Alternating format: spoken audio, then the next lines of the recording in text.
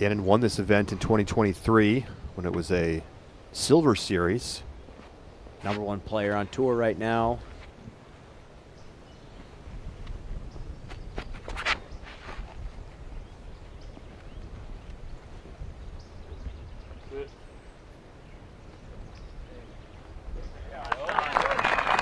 Gets it all the way down to that deep landing zone. This is the benefit of the second landing zone. Gannon's just going to jump putt this one. Oh, standing putt.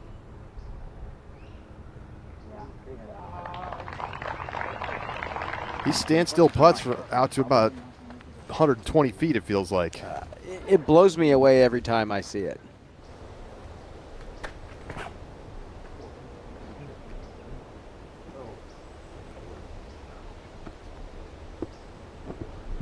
It's a friendly bounce, and it's going to be in putting range. 2 for 2 start for Gannon.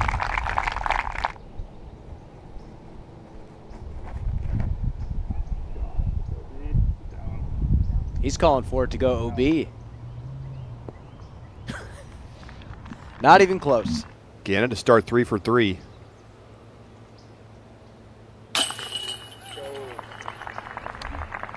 His putt looks great so far. Gannon trying to match Eagle's start.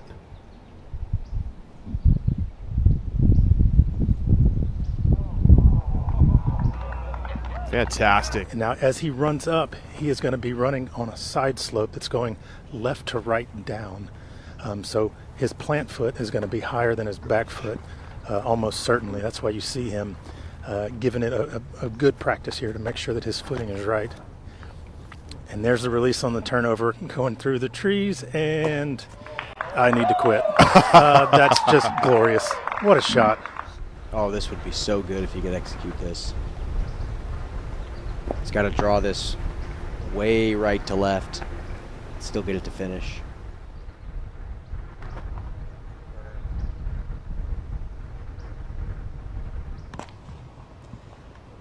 Snuck through a lot. That's a great putt right there.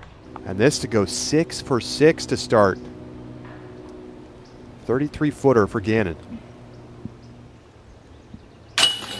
Wow. Joey Buckets holds the course record. It's a 55. That'd be a 12 under this year. Basically the same course they played in 2023. A few tweaks here and there. Some holes gotten a little bit harder.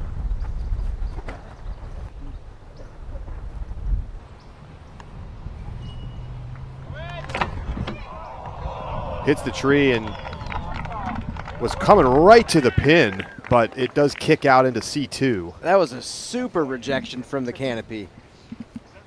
Gannon to go 7 down through 8. Man, he is just an unbelievable player when he is locked in like this. Gannon for birdie to take the outright lead.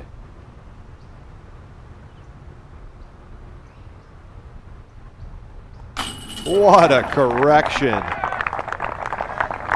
Didn't get the lift of the previous hole from his words, but that was a perfect read. 8 under through 10 holes.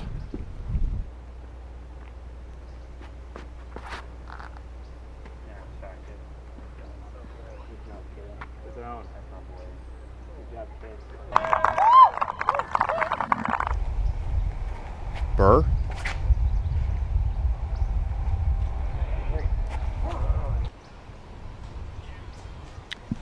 It's right on the mulch. That's nearly.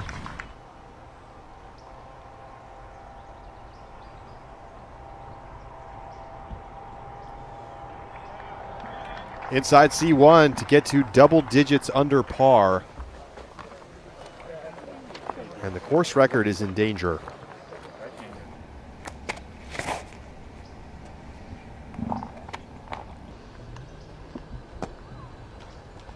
Edge of C1. Downhill towards danger once again. Does he run it this time? You bet. Buhr. Birdie. Oh, what is that wing bounce?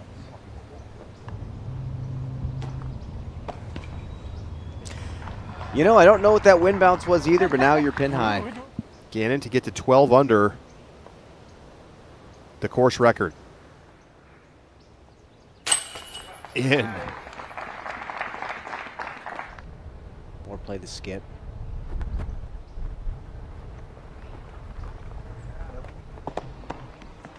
And onto the green. Will it settle? It will. Gannon just outside the bullseye for another birdie. Gannon to get to 13 under par. Easy stuff for the world number one.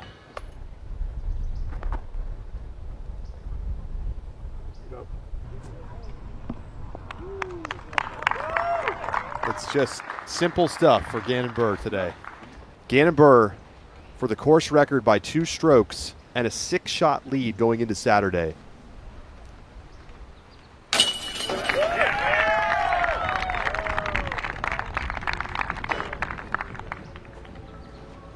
A remarkable round 1 performance, one of the best rounds we've seen all season. What a scorecard for Gannon Buhr.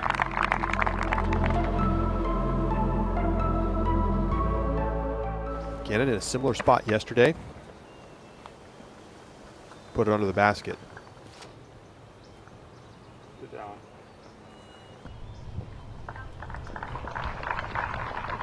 Trickles down the hill, but C1. Birdie putt coming up for Buhr. Gannon birdied the first 6 holes yesterday.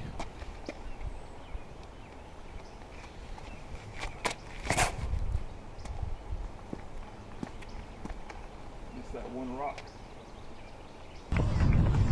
Yep.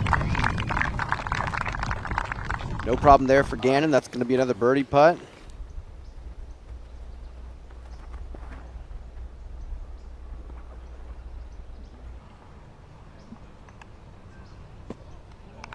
When Gannon doesn't say anything after he throws his shot, you know it's going to be good.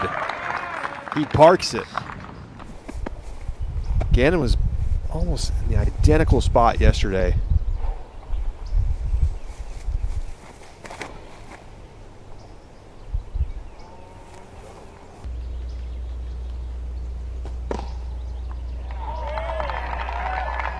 This is the first hole Gannon didn't birdie in round 1.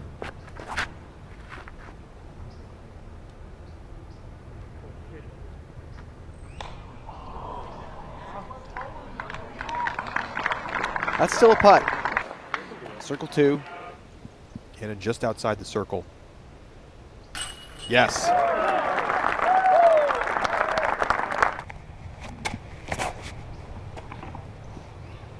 Still one of the best rounds going on the course, and he's parked on the 9th. Very well could happen.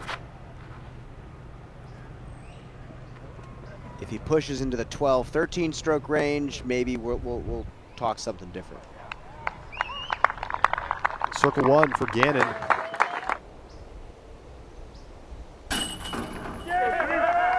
Took his time with that one. 7th birdie of the round for Gannon.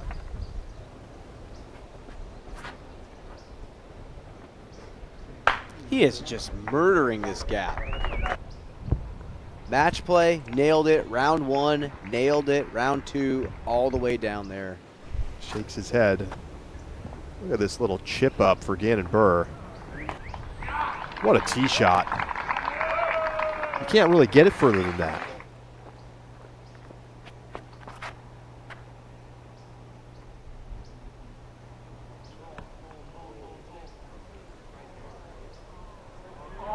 Oh, that fights boy. through. Wow.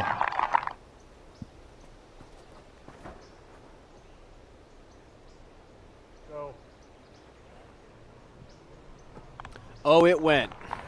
Inside the circle for Gannon with a look at eagle. Gannon and Rick obviously for the Eagles, and Paul and Kyle for the birdies here. So Gannon, yeah, he waited over that shot yesterday. Today just drills it in, even though it's for the eagle. He's feeling good right now, and nobody's catching him at this point. We've had 2 separate hour-long lightning delays. They got back on the course about an hour ago, and suddenly a storm popped up out of nowhere. There was lightning right over the course. They had to clear it again, and now we are ready to go, but a big competition change. They will only be completing 9 holes to finish out this tournament. Now we got a tough putt here for Gannon. This is to save par. Important putt early. Wow! Look how high he had to throw that to get it to drop. That is a huge bounce back after the miss on the first.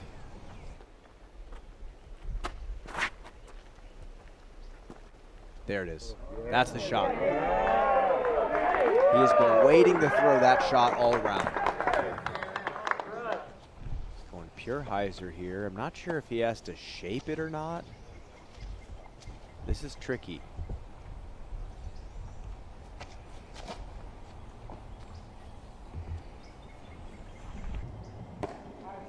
Nice shot. Edge of the circle, uphill putt. 30-footer for Gannon. Maybe a little inside that. 25 for birdie. Not a problem. Buhr in for birdie.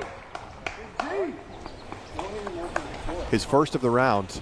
This would just be a spectacular birdie if he can get up and down from here. Got to challenge the ceiling. Wow. Oh my God. Oh, man. Circle one for Gannon. Well, I'm going to have to store that in my memory bank for shot of the day. That was unbelievable from back there.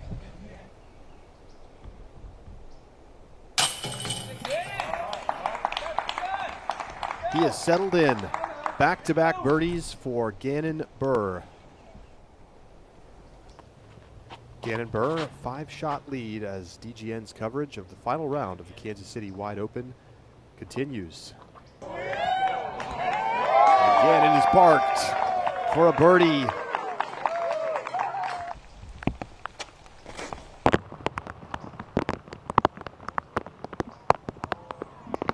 Gannon to the pin. This guy, I know today started shaky, but I can't help but think about this first round that he played.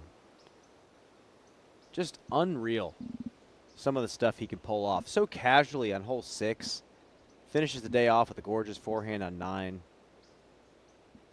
I mean, he almost played the last 5 holes perfectly. And when he starts to make the game look easy, it's scary for everybody else. Ricky in for the birdie. That will lock him up a solo second place finish, but Gannon Buhr is your 2025 Kansas City Wide Open champion. His first win on tour in 2025.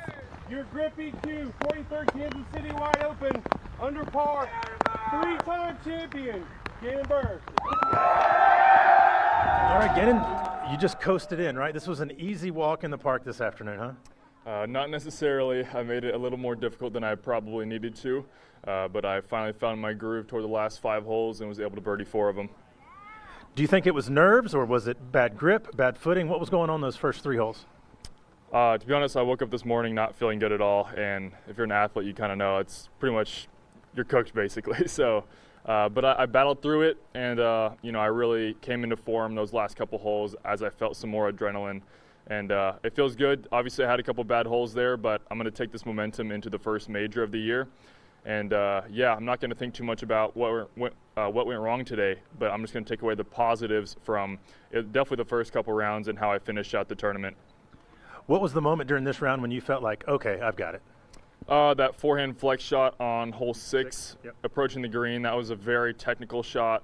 It helped to be tall so I could reach out a little bit further, but I basically threw it exactly where I wanted to. I knew that if I throw it how I thought I was going to execute it, I should have a circle 1 putt, and was able to bang that to go up 5, I believe.